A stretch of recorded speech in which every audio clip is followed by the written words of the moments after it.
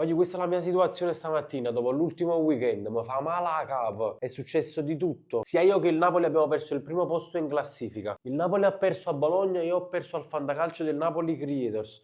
Ora vi faccio dire l'ultima giornata da mani nei capelli. Mamma mia, che male capo. Mi raccomando, fatemi sapere qui sotto nei commenti voi cosa avete fatto, sono curioso. Facciamo così, seguo uno di voi tra i commenti. Già partiamo malissimo in porta. Lui con Butes, 7,5. Io ho messo Audero, 5. Ah, e avevo Sommer in panchina, 7. Tutto a posto. In difesa mi riprendo leggermente, con l'assist di Mancini, 7. Il mio Terracciano prende giallo come il suo Dumfries.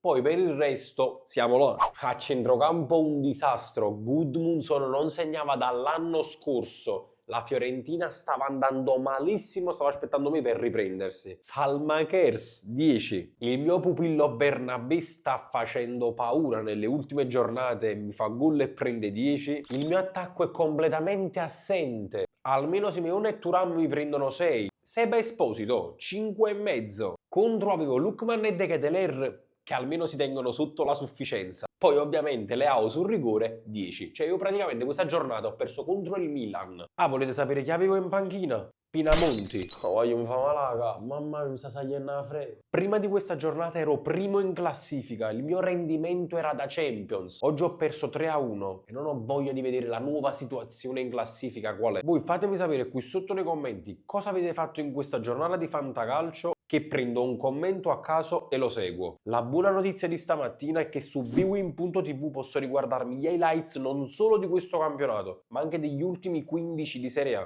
Vado a riguardarmi gli highlights del Napoli dell'anno scorso. Almeno mi rifaccio un po' gli occhi e mi risollevo un po' il morale. Ve lo consiglio, fatelo anche voi. Può aiutarci dopo questo inizio di settimana pessimo.